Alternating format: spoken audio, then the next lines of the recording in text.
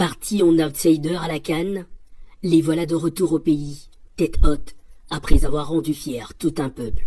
Ceux léopards qui ont mis à terre les pharaons d'Égypte et fait vaciller le Sili national de Guinée pour finir dans le dernier carré de la prestigieuse compétition africaine, méritaient bien d'être pris dans les bras du premier de Congolais. Au-delà de belles prestations sur le terrain, Chancel Mbemba et ses coéquipiers ont également livré une bataille d'honneur, celle d'attirer l'attention du monde sur les génocides qui se commettent dans l'est de la RDC sous un silence flagrant de la communauté internationale. Vous avez été excellent, mais excellent de tous côtés, de toutes les manières. Et la manière que je vais retenir le plus ici, c'est votre geste lors de l'hymne national. Même en étant loin du pays, vous êtes resté solidaire de vos compatriotes. Ça, les Congolais ne l'oublieront jamais et ne doivent pas l'oublier. Parce que ce geste a réveillé la communauté internationale qui s'endormait vis-à-vis de cette agression barbare et injuste du Rwanda dont nous sommes victimes. Une agression qui est destinée à humilier notre pays. Fier de ses ambassadeurs, le président de la République, Félix-Antoine Tshisekedi, les a congratulés et encouragés à poursuivre sur cette belle lancée. Je suis convaincu que vous allez faire encore des merveilles parce que ce qui est ma grande satisfaction, c'est de voir que l'équipe B, si on peut l'appeler ainsi, mais elle est totalement de la même valeur et n'a rien à envier à l'équipe A. Le regard pointé vers le toit de l'Afrique, le 11 national congolais ne compte plus jamais revoir à la baisse ses nobles ambitions. Craindre une guerre directe entre le Rwanda et la RDC. Oui, mais à cause de qui? Les craintes sont là, d'accord, mais guerre directe. À qui la faute? Donc nous sommes Est-ce qu'on est au bord les d'une victimes. guerre, Monsieur le Président? Mais, moi, je n'exclus aucun scénario. Nous sommes les victimes.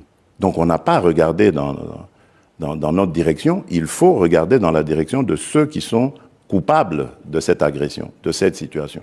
Et nous disons, après avoir appelé plusieurs fois la communauté internationale à intervenir par des sanctions contre le Rwanda, si celle-là tarde à venir, nous allons nous protéger nous-mêmes. Nous allons utiliser nos propres moyens pour nous défendre, défendre nos populations. Y compris les armes. À votre avis, comment est-ce qu'on pourrait faire autrement que par les armes? Combien de soldats rwandais, d'après vos informations, sont sur le sol congolais? Des milliers.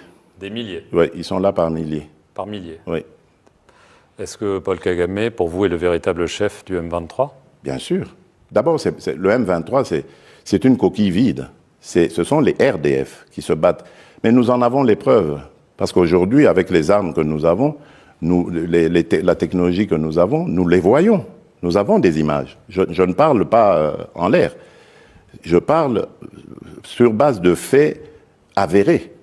Les images sont là, et de leurs cadavres, et même lorsqu'ils s'amoncellent pour porter leurs attaques. Nous avons tout, et pas que nous. L'ONU, les Nations Unies, ils ont aussi les mêmes images. N'oubliez pas que la mission de la MONUSCO est encore à l'est du pays, à Goma. Début octobre, des milices patriotiques congolaises, les fameux Wazalendo, soutenus par votre armée, ont reconquis une partie du Massissi, notamment autour de Kitshanga. Mais depuis, le M23 a repris le terrain perdu. Il menace à nouveau les localités, les villes de Saké et bien sûr de Goma. C'est donc un échec? Ils ne prendront pas Goma. Retenez-le, ils ne prendront pas Goma. Pourquoi? Mais parce qu'il y aura une réplique de notre part. Ils ne le feront pas. Mais là, quand même, il y a eu un échec, non? Oui, mais des Wazalendo, c'est normal. Qui sont les Wazalendo? Ce sont des patriotes, des civils au départ, des gens qui ont décidé de défendre corps et âme les intérêts de leur communauté. Parce qu'en son temps, ils n'avaient pas confiance en l'armée. ils ne pensaient pas que l'armée était capable de les protéger. Donc ils ont pris leur courage à deux mains et se sont engagés dans ce combat. C'est même héroïque. Là où les FARDC peuvent les soutenir, s'ils sont dans leur giron, l'ordre est donné pour que celles-ci les soutiennent. Mais je ne m'en cache pas, parce que ce n'est pas un crime qu'ils commettent. Ils défendent leur patrie, et avec raison, et courage. Mais pas ce sont des héros, pas des criminels comme le M23 et les RDF du Rwanda. Alors, pour tenter de retourner la situation en votre faveur, vous avez aussi eu recours à des compagnies de sécurité occidentales, une française, Agemira, une roumaine, Congo Protection. Bien sûr, c'est pour renforcer les capacités. Ce sont des experts, attention, ce sont des experts qui sont eux-mêmes, qui ont eux-mêmes des carrières de forces spéciales, de commando, etc., et dont la mission est de renforcer les capacités des forces de défense en situation réelle, sur terrain. En se battant. Ah, bien sûr, mais ils sont combien? Ils doivent être à nos côtés. Donc, ils sont combien, monsieur? 900 par là, un bon millier peut-être. Ouais. Alors, quand il y a des sociétés de sécurité étrangères, ou que ce soit, qui viennent, qui se battent, qui sont nombreuses, on appelle ça des mercenaires. Quand vous appelez, qu'est-ce que vous appelez se battre? Parce que quand je vous dis, ils sont en situation réelle, ils sont sur le terrain, ils coachent. Est-ce qu'un coach de football, il joue avec son équipe? Et pourtant, il est sur le terrain, il voit ses joueurs jouer, il est là, les joueurs sont là en train de jouer, et lui, il coach. Ce sont des coachs, voilà. Pas des mercenaires. Mais non, ce ne sont pas des mercenaires. Ce ne sont pas des mercenaires. Vous avez aussi remis en état de marche une flotte d'avions et d'hélicoptères. Bien sûr, d'avions de chasse et d'hélicoptères armés, bien sûr. Vous attendez 3 drones chinois. Est-ce que vous comptez sur ces nouveaux moyens, ces renforts pour, vous êtes bien renseigné, vous. Pour peut-être obtenir une victoire de prestige avant le rendez-vous électoral du 20 décembre? D'abord, nous ne les attendons pas. Ils sont déjà là, les drones. Ils sont là depuis quelque temps. Des drones d'attaque, hein?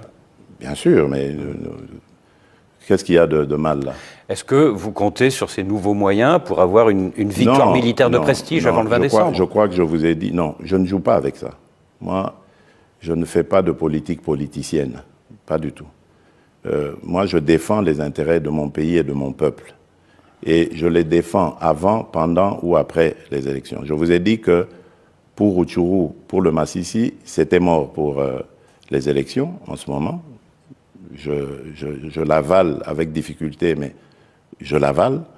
Mais cela ne va pas nous pousser à baisser les bras. Donc l'urgence s'impose.